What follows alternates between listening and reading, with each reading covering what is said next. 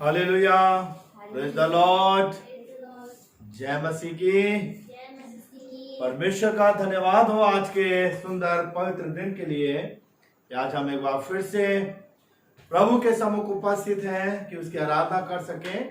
और अब अपनी आराधना के मुख्य भाग अर्थात परमेश्वर के वचन के ऊपर ध्यान मनन चिंतन करें। तो आइए, इससे पहले कि हम प्रभु के वचन को सुने और ग्रहण करें, प्रार्थना करेंगे। पवित्र मान जीवित सामर्थ्य प्रभु परमेश्वर, दया के सागर प्रेमी पिता, तेरे सम्मुख आते हुए सारी महिमा तुझे देते हैं। धन्यवाद देना चाहते हैं समय जो तूने हमें दिया कि हम तेरे चरणों पर एकत्रित होकर तेरे कलाम, तेरे वचन की सुंदर सुनहरी बातों पर ध्यान मनन चिंतन करें। पवित्र आत्मा के सामर्थ्य भर दे पिता परमेश्वर। जो वचन तेरे आत्मा के द्वारा प्रभु जी लिखा गया है, चाहते हैं वही पवित्र आत्मा सहायक मददगार बन के हमारी सहायता करें, ताकि आज वो वचन तेरी आत्मा की परिपूर्णता से भरकर हमारे बीच में आए और हम वचन के सुनने सुनाने वाले तेरी आत्मा की भरपूरी मुकर कर सकें, ताकि वो वचन जो हमारे हृदय रूपी भूमि में बोया जाता है वो कोई 30 गुना, कोई 60 गुना, कोई 100 गुना फल लाए। दुष्टता की सारी ताकतों को प्रभु यीशु तेरे सामर्थी नाम से बांध देते हैं और पवित्र आत्मा की सामर्थ को खोलते हैं। ये सब कुछ हम अपने उद्धारकर्ता प्रभु यीशु मसीह के पवित्र मीठे और सामर्थी नाम से मांगते हैं, आमीन। Hallelujah, praise the Lord. जय मसीह की। प्रभु के वचन के ऊपर ध्यान करेंगे आज, जो कि पहला पत्रस उसका 5वां अध्याय और उसकी 7वीं आयत। जी हाँ, देखिए, निकालिए पहला पत्रस 5वां अध्याय और उसकी 7वीं आयत पे, जहाँ प्रभु के वचन में देखिए क्या लिखा है। अपनी सारी चिंता उसी पर डाल दो। अपनी सारी चिंता उसी पर डाल दो, क्योंकि उसको तुम्हारा ध्यान है। क्योंकि उसको तुम्हारा ध्यान है। Hallelujah, hallelujah. तो आज हम इसी वचन के ऊपर ध्यान करेंगे कि अपनी सारी चिंताएं परमेश्वर पर डाल दो, क्योंकि उसको तुम्हारा ध्यान है। और उसी विषय, इसी आयत को लेकर के आज हम जिस विषय के ऊपर ध्यान मनन चिंतन करने जा रहे हैं वो ये है, मनुष्यों के लिए परमेश्वर की चिंता के रूप। मनुष्यों के लिए परमेश्वर की चिंता के रूप। और इससे पहले कि हम परमेश्वर के वचन के ऊपर ध्यान मनन चिंतन करें, एक इलस्ट्रेशन हम उस पर ध्यान करेंगे। एक इलस्ट्रेशन में आपको बताना चाहता हूं। कहते हैं कि एक बार एक पिता और एक पुत्र एक कार में एक पहाड़ी लंबे सफर की तरफ सैर करने के लिए निकले। और जब वो सैर करने जा रहे थे, बड़ा सुंदर मंजर था, पहाड़ थे, वादियां थी, हरियाली थी, झरने थे और बड़ा सुंदर मंजर था। ठंडी ठंडी हवा बह रही थी, चिड़ियां चहचहा रही थी। और जब वो अपने गंतव्य की ओर आगे बढ़ रहे थे तो क्या होता है कि सामने एक नदी आती है जिस पर एक पुल बना हुआ था। और पिता जो थे वो गाड़ी को ड्राइव कर रहे थे, कार को ड्राइव कर रहे थे। और जब पुत्र उस पुल को देखता है तो पिता से कहता है, पिताजी पिताजी, अरे अब हम उस पुल के ऊपर नहीं जा सकते, इस नदी को पार नहीं कर सकते। उन्होंने कहा क्यों? तो उसने बताया कि देखिए, जो पुल, ये कच्चा पुल बना हुआ था जो कि बल्लियों से सदा हुआ था और वो मजदूर जो है वो बल्लियों को निकाल रहे हैं। अब हम उस पुल के ऊपर से नहीं जा सकेंगे।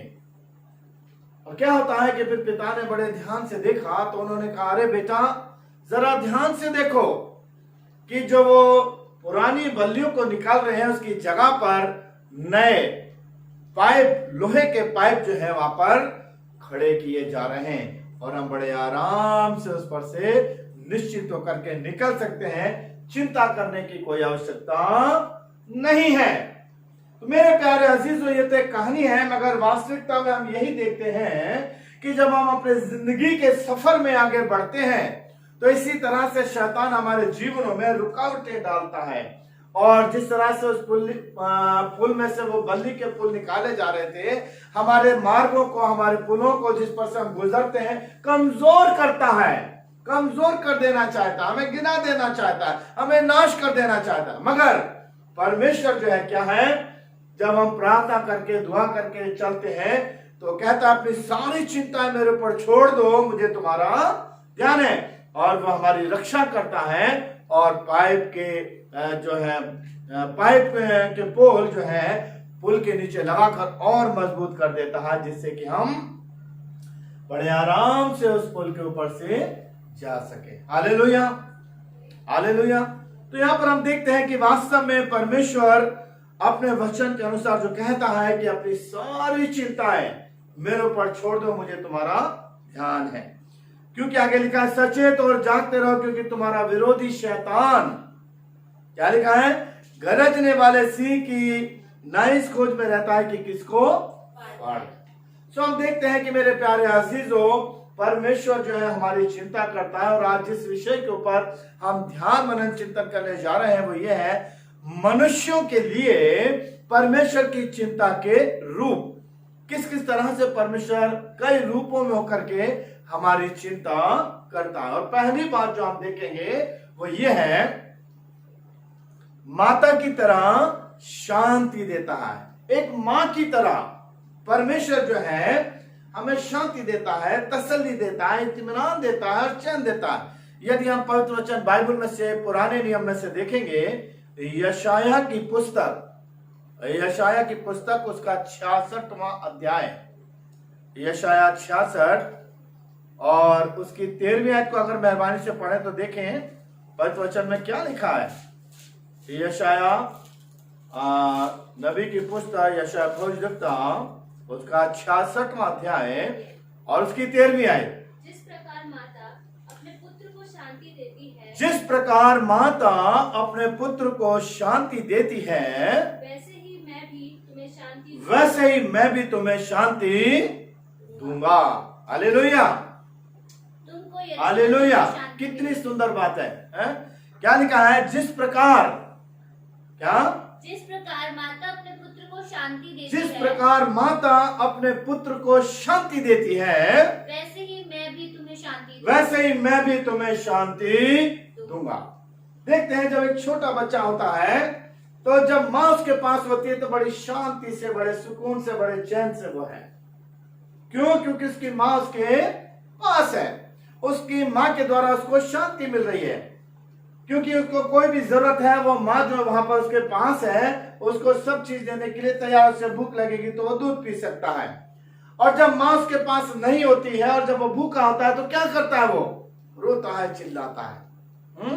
जब माँ उसके पास नहीं है तो उसकी जरूरत पूरी नहीं हो रही है और वो किस तरह से रोएगा, चिल्लाएगा। और जो ही माँ उसके पास आती है और दूध पिलाती है, बड़े शांति से चुपचाप हो जाता है। इसी तरह से हम जीवन में आगे देखते हैं, जब वो बच्चा बड़ा होता है और माँ अगर उससे दूर हो जाए या चली जाए कहीं काम पर, कहीं थोड़ी सी दूर पर है, तो बच्चा क्या होगा, वो रोने लगेगा, अपने आप को असुरक्षित समझेगा और डर जाएगा, घबरा जाएगा और फिर वो रोने लगेगा, चिल्लाने लगेगा, माँ को पुकारने लगेगा। और जैसे ही माँ उसके पास आती है बहुत शांत हो जाता है। हम देखते हैं मेरे प्यारे अजीजों जीवन में कि एक माँ जो है किस तरह से एक अपने बच्चों को शांति देती है कि जब बच्चे बड़े भी हो जाते हैं, बहुत सी बातें होती हैं जो बच्चे अपनी माँ से ही कहते हैं। चाहे बहुत से दुख तकलीफ की बातें हो सकती हैं या बहुत सी और नाना प्रकार की बात हो सकती है जो बच्चे अपनी माँ से ही शेयर करते हैं। और जब वो अशांत हो जाते हैं, परेशान हो जाते हैं, चिंतित हो जाते हैं, तो एक माँ के पास आकर के जब वो अपने सारी बातों को करते हैं तो माँ के पास आके उनको एक अद्भुत शांति मिलती है। उनकी सारी चिंता जो है क्या हो जाती है, दूर हो जाती है। इसी तरह से परमेश्वर क्या कहता है, जिस प्रकार माता अपने पुत्र को शांति देती है, वैसे ही मैं भी तुम्हें शांति दूंगा। हालेलुया, कितनी सुंदर बात है। जबकि यशाया की पुस्तक में अगर हम पढ़ते हैं तो प्रभु ने क्या कहा कि एक माँ अपने बच्चे को भूल जाए तो भूल जाए, मगर मैं तुम्हें कभी नहीं भूल सकता। हालेलुया, कितनी सुंदर बात है। मगर यहाँ पर जिस वचन पर हम गौर कर रहे हैं वो ये है कि जिस तरह से माँ एक बच्चे को शांति देती है, उसी तरह से परमेश्वर कहता है कि मैं भी तुम्हें शांति दूंगा। और हम देखते हैं मेरे प्यारे अजीजों, जब हम अशांत मन के हो जाते हैं, हम जब परेशान हो जाते हैं, चिंतित हो जाते हैं किसी भी स्थिति, किसी भी क्षेत्र में, और जब हम परमेश्वर के निकटता में आकर के परमेश्वर के सामने अपनी सारी चिंता, अपनी सारी अशांति को रखते हैं, क्या है, परमेश्वर एक माँ की तरह हमें अपनी गोद में ले लेता है, अपनी बाहों में ले लेता है, और हमें एक अद्भुत तरह से इत्मीनान, चैन और शांति प्रदान करता है।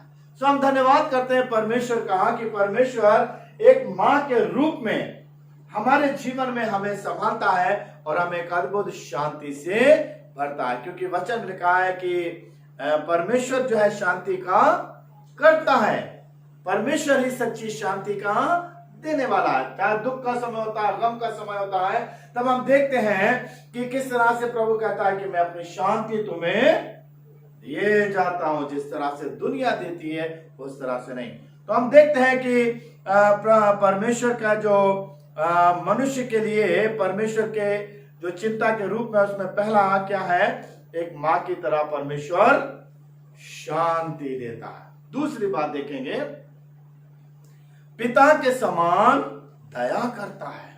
क्या है दूसरी बात, पिता के समान दया करता है। अगर हम भजन संहिता उसका 103 अध्याय, भजन संहिता पद वचन बाइबल में निकालेंगे और पढ़ेंगे, भजन संहिता 103 और उसकी 13वीं आयत, जहां पर क्या लिखा है, जैसे पिता अपने बालकों पर दया करता है, जैसे पिता अपने बालकों पर दया करता है, वैसे ही यहोवा अपने डरवैयों पर दया करता है। वैसे ही यहोवा अपने डरवैयों पर दया करता है।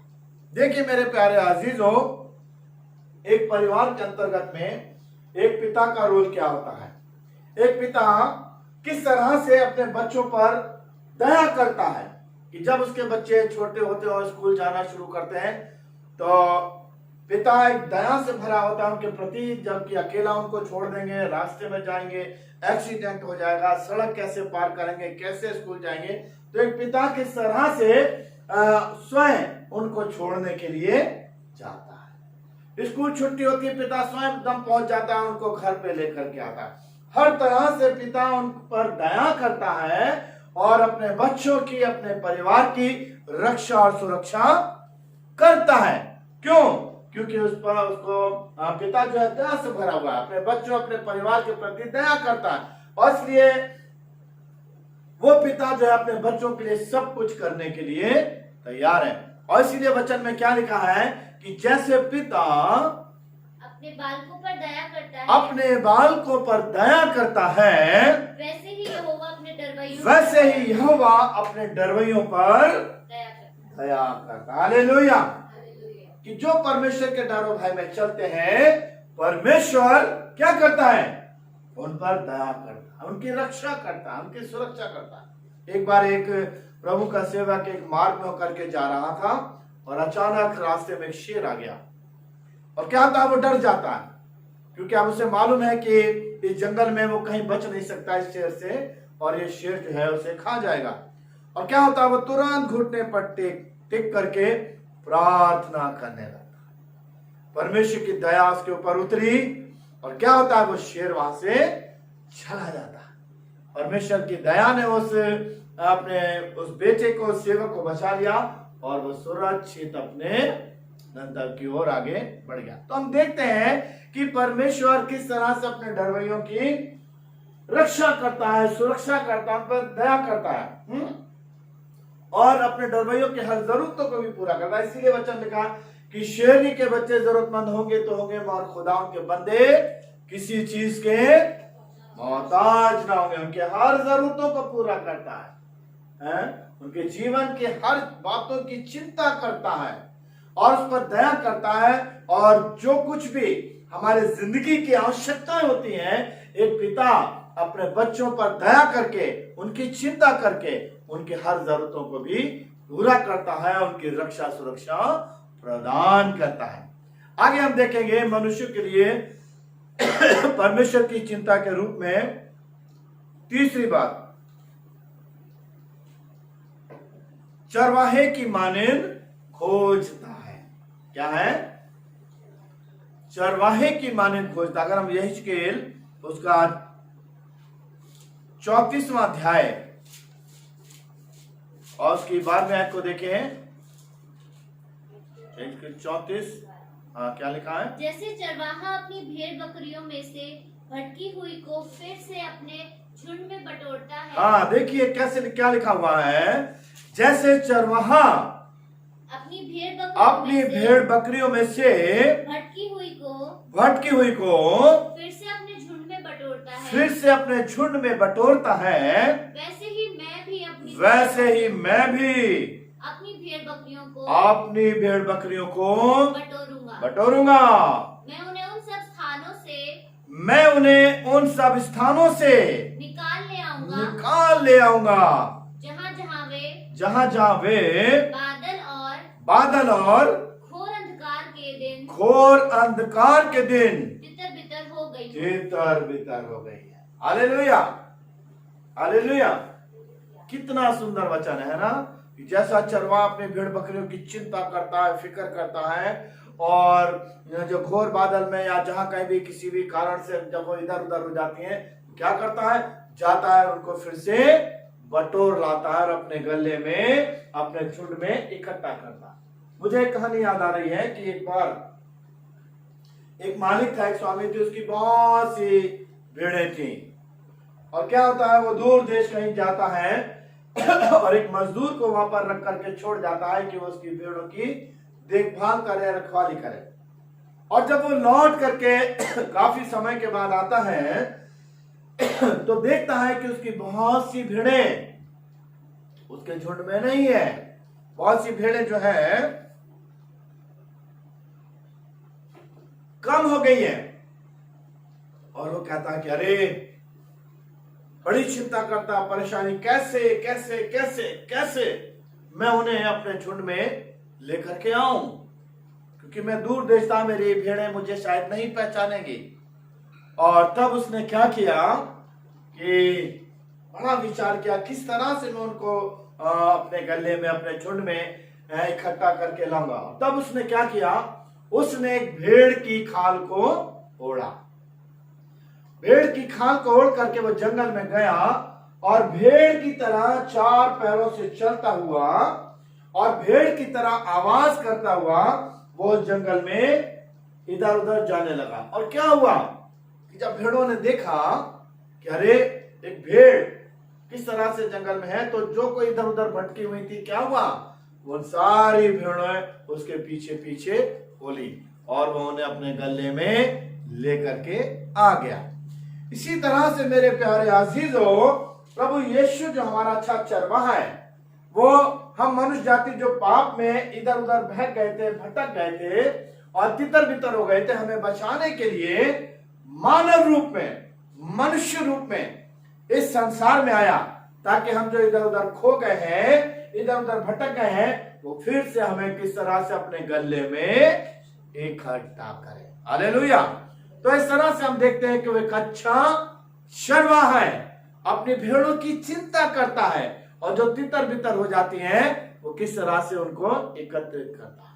और इसी तरह से 100 भेड़ों का भी बाइबल में जो एक उदाहरण दिया गया है, वो क्या है, वो यही है कि जब एक हो जाती है तो चरवाहा क्या करता है 99 को छोड़ करके एक को ढूंढने जाता है। तो हम जानते हैं मेरे प्यारे अजीजों, परमेश्वर का प्रेम हमारे प्रति। प्रभु हमारा चरवाहा, हम उसकी भेड़ें हैं, और जब हम इधर उधर भटक जाते हैं, बहक जाते हैं, इधर उधर हो जाते हैं, तो परमेश्वर हमें ढूंढता है, खोजता है और चाहता है कि हम उसे फिर से वो हमें अपने गले में एकत्रित करें। तो हम देखते हैं चरवाहे की मानिंद वो हमें खोजता है। फिर हम आगे देखेंगे चौथी बात, मुर्गी के समान पंखों के नीचे इकट्ठा करता है। मुर्गी के समान पंखों के नीचे इकट्ठा करता। मत्ती उसका 23वां अध्याय और उसकी 37वीं आयत। मत्ती रचित सुसमाचार उसका 23वां अध्याय और उसकी 37वें आयत। क्या लिखा है वचन में? हे यरूशलेम, हाँ। तू जो भविष्यवक्ताओं को मार डालता है हम्म। और जो तेरे पास भेजे गए उन्हें पथरवा करता है, कितनी ही बार मैंने चाहा कितनी ही बार मैंने चाहा जैसे मुर्गी अपने बच्चों को कि जैसे मुर्गी अपने बच्चों को अपने पंखों के नीचे अपने पंखों के नीचे इकट्ठा करती है, वैसे ही मैं भी तेरे बालकों को इकट्ठा इकट्ठा करूं, परंतु तुमने ना चाहा। तो यहाँ पर हम देखते हैं परमेश्वर हमारी चिंता करता है और किस तरह से यहाँ पर लिखा है, कितनी बार मैंने चाहा कि जैसे मुर्गी अपने बच्चों को अपने पंखों के नीचे इकट्ठा करती है, वैसे ही मैं भी तेरे बालकों को इकट्ठा कर लूं। यानी परमेश्वर जो है किस तरह से, जिस तरह आपने देखा होगा कि एक मुर्गी अपने बच्चों की कैसी रक्षा करती है, कितनी सुरक्षा करती है। और आजकल हम लोग एनिमल प्लैनेट्स वगैरह देखते हैं, उसमें काफी कुछ दिखते हैं। और ईगल के बारे में, बाज के बारे में हम लोग देखते हैं कि बाज कितना तेज होता है। और वो बाज जो जब किसी मुर्गी या जहां मुर्गियां चल रही हो तो उनके पास निकट आता, तो आपने देखा होगा कि मुर्गियां जो है उस बाज को देख करके क्या करती हैं? क्या करती हैं? भागती हैं, इधर उधर छिपेंगी, चिल्लाएंगे, दरबे में चली जाएंगी, तो उधर भागेंगी, छिप जाएंगी कि कहीं ऐसा ना हो ये बाज उन्हें उठाकर ले जाए। बाज से क्या कर रही है? वो डर रही है। मगर जब एक मुर्गी अपने बच्चों के साथ आपने देखा होगा वीडियो में भी कि जब एक मुर्गी अपने बच्चों के साथ उनको चरा रही होती है कहीं खुले मैदान में और कोई बाज ने एकदम अटैक करा, तो वो मुर्गी कितनी आक्रामक बन जाती है और वो मुर्गी जो है उस बाज का सामना करती है और अपने बच्चों को उठाने नहीं देती और उससे लड़ पड़ती है और इतना लड़ती है कि उस बाज तक को हरा देती है वो। क्यों? किस तरह से? वही मुर्गी है जो कि किस तरह से अपने बच्चों की सुरक्षा के लिए अपनी जान तक की परवाह नहीं करती है, जबकि वो जानती है कि ये बाज उसको उठा के ले जा सकता है, ये बाज उसको मार सकता है, मगर अपने बच्चों को बचाने के लिए वो पूरे संघर्ष के साथ उससे लड़ती है और उसको भगा देती है। क्यों? कि अपने बच्चों की रक्षा करे। और आपने देखा होगा कि कभी कोई ऐसी बात होती है, मुर्गी तुरंत अपने बच्चों को अपने पंखों तले छुपा लेती है। अभी कुछ ही समय की बात है, मैं एक वीडियो देख रहा था और उस वीडियो में मैंने ये देखा कि वहां दिखाया कि एक जंगल में आग लगी, भयंकर आग लगी और तमाम जानवर मतलब भाग रहे इधर उधर और वो आग बढ़ती जा रही है, बढ़ती लगती चली गई, ऊपर तक बढ़ती जा रही। और क्या हुआ, जब वो आग नीचे से जल करके ऊपर चली गई तो जहां पर आग लग करके खत्म हो गई थी, वहां पर क्या देखा गया कि एक जगह पर कई अंडे हैं और एक मुर्गी जो है वहीं पर जली हुई मरी पड़ी। मुर्गी का प्यार देखिए, वो मुर्गी उड़ सकती थी, वो मुर्गी वहां से भाग सकती थी आग से, मगर नहीं, चूंकि उसके वहां पर अंडे हैं और उन अंडों को बचाने के लिए वो आग में क्या करती है? जल जाती है, भुन जाती है और मर जाती है और अपना दम तोड़ देती है, मगर वो उन अंडों को छोड़कर नहीं जाती। मेरे प्यारे अजीजों, परमेश्वर क्या कहता है, कितनी बार मैंने चाहा जैसे मुर्गी अपने बच्चों को अपने पंखों के नीचे रखती है, वैसे ही मैं भी तेरे बालकों को इकट्ठा कर। इसी तरह से मेरे प्यारे अजीजों, परमेश्वर अपने सामर्थ्य भुजाओं में मुझे, आपको, हम जो उसके बच्चे हैं, उसकी संतान है, रखना चाहता है। और हमें रक्षा सुरक्षा देने के लिए प्रभु यीशु मसीह ने कलवरी पर भी अपने क्या है, अपना बेशकीमत प्राण दे दिया, अपना बेशकीमत लहू बहाया। सो हम देखते हैं कि परमेश्वर किस तरह से हमारी चिंता करता है और उसने स्वयं कहा कि जिस तरह से मुर्गी अपने बच्चों की रक्षा सुरक्षा करती है, उसी तरह से मैं भी चाह कि मैं तुम्हारी रक्षा सुरक्षा करूं। फिर हम देखेंगे अगली बात, दूल्हे के समान हर्षित होता है, आनंदित होता है। यशाया उसका 62वां अध्याय उसकी 5वीं आयत। यशाया नबी की पुस्तक, क्योंकि जिस प्रकार जवान पुरुष एक कुमारी को ब्याह लाता है, वैसे ही तेरे पुत्र तुझे ब्याह लेंगे। और जैसे दूल्हा अपनी दुल्हन के कारण हर्षित होता है, वैसे ही तेरा परमेश्वर तेरे कारण हर्षित होगा। क्योंकि जिस तरह जवान पुरुष एक कुंवारी को ब्याह लाता है, वैसे ही तेरे पुत्र तुझे ब्याह लेते हैं। जैसे दूल्हा अपनी दुल्हन के कारण हर्षित होता है, आनंदित होता है, वैसे ही तेरा परमेश्वर तेरे कारण हर्षित होता है। हालेलुया! कितना सुंदर वचन है ना? और पवित्र वचन बाइबल में क्या कहा गया है? परमेश्वर हमारा दूल्हा है, हम उसकी दुल्हन है, और इसलिए वो परमेश्वर जो है अपनी दुल्हन को लेने आने वाला है। तो जिस तरह से वचन लिखा है कि एक दूल्हा अपनी दुल्हन को पाने के बाद आनंदित होता है, हर्षित होता है, इसी तरह से परमेश्वर भी अपनी दुल्हन यानी कि हम और आप कलीसिया को प्राप्त करने के जब प्राप्त करेगा तो कितना आनंदित हो। इसीलिए वो द्वितीय आगमन पर बाद में पर आएगा, ताकि अपनी दुल्हन अपनी कलीसिया को अपने ब्याह के घर में उस मुकाम में, उस अनंत जीवन में ले जाए। तो हम देखते हैं कि परमेश्वर किस तरह से आनंदित होता है इस बात से कि उसकी दुल्हन अपने दूल्हे के पास आए। और इसलिए मेरे प्यारे अजीजों, परमेश्वर वास्तव में हमारी चिंता करता है और चाहता है कि अपनी दुल्हन की सुरक्षा करे और दुख कष्ट से निकाल करके वो अनंत जीवन में हमको अपने पास ही लेकर, जहां मैं हूं वहां तुम भी रहो। फिर हम देखेंगे आखिरी और अंतिम बात, उकाब की नाई ऊपर मंडलाता है। उकाब की नाई ऊपर मंडलाता है। व्यवस्था विवरण उसका 32वां अध्याय और उसकी 11वीं आयत। व्यवस्था विवरण 32वां अध्याय है और उसकी 11वीं आयत 5 वचन में से पढ़ेंगे। हाँ। जैसे उकाब अपने घोंसलों को हिला हिलाकर अपने बच्चों के ऊपर ऊपर मंडलाता है, जैसे उकाब, ध्यान दीजिएगा, जैसे उकाब अपने घोंसले को हिला हिलाकर अपने बच्चों के ऊपर मंडलाता है, वैसे ही उसने अपने पंख फैलाकर उसको अपने पैरों पर उठा लिया। हालेलुया!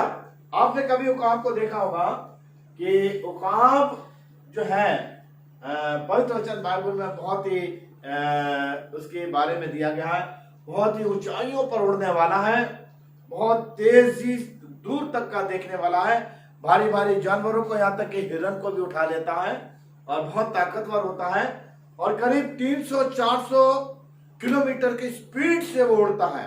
उससे तेज कोई भी नहीं उड़ता है। बड़े बड़े जानवरों पर वो हमले करता है, उन्हें पंजों में उठा करके ले जाता है।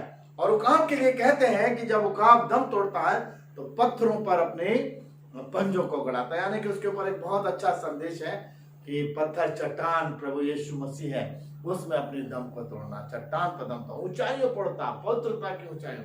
तो वो चीज हम आज नहीं बोल रहे हैं, मगर हम इस बात पर गौर कर रहे हैं।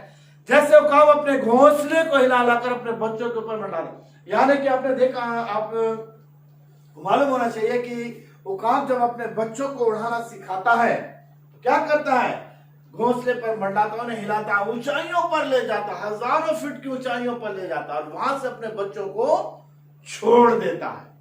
और बच्चे उड़ना नहीं जानते, कई हजार फुट से फिर वो नीचे आने लगते हैं। फिर क्या होता है, जब पृथ्वी से 1000-2000 फीट की दूरी पर है तो उनके पंख खुलने लगते हैं, फिर वो उड़ना आरंभ करते हैं, कोशिश करते हैं, मगर जब वो ढंग से उनको उड़ना नहीं आता तो क्या होता है, एकदम उकाब आता है और उन्हें अपने पंखों के नीचे ऊपर ले लेता और फिर से उड़ाकर उनको ले जाता। तो हम देखते हैं कि किस तरह से उकाब जो है उसके बारे में दिया गया है कि उकाब जो है अपने बच्चों के घोंसले पर हमेशा मंडलाता रहता, उनकी रक्षा सुरक्षा के लिए। और लिखा है, वैसे ही उसने अपने पंख फैलाकर उसको अपने पैरों पर उठा लिया है कि जब कभी वो ऊंचाइयों पर छोड़ता है और बच्चे जब नीचे गिरने लगते हैं तो एकदम डाइव लगाकर आता है और बच्चों के नीचे अपने पंखों को फैलाता और अपने बच्चों को अपने ऊपर ले लेता। और कभी कभी वो डाइव लगाता और अपने पंजों में उन्हें पकड़ लेता और फिर उनको अपने घोंसले तक पहुंचाता। तो हम देखते हैं मेरे प्यारे अजीजों, इसी तरह उकाब की नाई परमेश्वर जो है हमारी रक्षा करता है, सुरक्षा करता है, हमारी चिंता करता है और परमेश्वर का आत्मा हमारे घरों पर, हमारे जीवन पर, हमारे ऊपर मंडलाता रहता है और दुष्ट शैतानी ताकतों से हमारी रक्षा करता है, और किस तरह से कभी हम जब संकट में होते हैं अपनी शाश्वत बाहों में हमें घेर लेता है और हमें रक्षा सुरक्षा प्रदान करता है। तो हम परमेश्वर का धन्यवाद करते हैं कि हम कैसी स्थिति परिस्थिति में क्यों ना हो, परमेश्वर वास्तव में हमारी चिंता करता है। किस तरह से कि एक माँ की तरह वो हमें शांति देता है, एक पिता की तरह दया करता है, एक चरवाहे की मानिंद वो हमें खोजता है, और मुर्गी के समान अपने पंखों के तले हमें रखता है, छुपाता है, और दूल्हे की मानिंद तो क्या होता है, हर्षित होता है, और उकाब की नाई हमारे ऊपर मंडलाता रहता है। सो हम परमेश्वर का धन्यवाद करते हैं कि वास्तव में वो कितना सामर्थ्य परमेश्वर है। उसने कहा है सारी चिंताएं मेरे ऊपर छोड़ दो, मुझे तुम्हारा ध्यान है। इसलिए हमें क्या करना है, तौबा करना है, पश्चाताप करना है, मन फिराना, अपने जीवन को परमेश्वर को समर्पित करना है, प्रार्थना करना है, वचन पढ़ना, उसके निकटता में आना, घुटने टेकना है, ताकि आज के समय की परिस्थितियों में भी, चाहे कैसी संकट की घड़ी क्यों ना, चाहे कैसी मौत के समय क्यों ना हमारे जीवन में गुजर रहे हैं, हम अपने आप को, परमेश्वर हमारी चिंता करता है। और जिस तरह से उसने कौम इस्राएल को मिस्र में नाना प्रकार की विपत्तियों से बचाया, और लहू के द्वारा उसने किस तरह से अपने लोगों की सुरक्षा करी, तो परमेश्वर आज मेरी आपकी भी चिंता करता है, और ऐसे समय में हमारी रक्षा सुरक्षा करेगा, हर तरह से हमें संभालने के लिए तैयार है। इसलिए क्या है कि हम अपने आप को, अपने जीवन को परमेश्वर को समर्पित करें, ताकि प्रभु हमेशा हमें अपनी शाश्वत बाहों में लेकर हमें संभाल। आइए हम दुआ करेंगे। हमारे जीवित महासामर्थी प्रभु परमेश्वर, धन्यवाद देना चाहते हैं इस वचन के लिए जो तेरे अनुग्रह दया के द्वारा प्राप्त हुआ। आप पिता परमेश्वर, इस वचन के द्वारा हमने देखा कि परमेश्वर हमारी हर तरह से चिंता करता है, और जब हम अपने जीवन को अपने परमेश्वर को समर्पित करेंगे तो परमेश्वर एक माँ बन के, एक पिता बन के, एक चरवाहा बन के, और किस तरह से एक दूल्हा बन के, और एक मुर्गी की तरह, और एक उकाब की मानिंद मंडलाते हुए हमारी रक्षा सुरक्षा करने के लिए तैयार है। वो हमारी चिंता करता है। इसलिए हमें अपने जीवन को अपने परमेश्वर समर्पित करना है, ताकि प्रभु अपने अनुग्रह में हमें संभाले और अपने हर आशीषों से हमें भरपूर करे। प्रभु यीशु के पवित्र, मीठे और सामर्थ्य नाम से मांगते हैं, आमीन।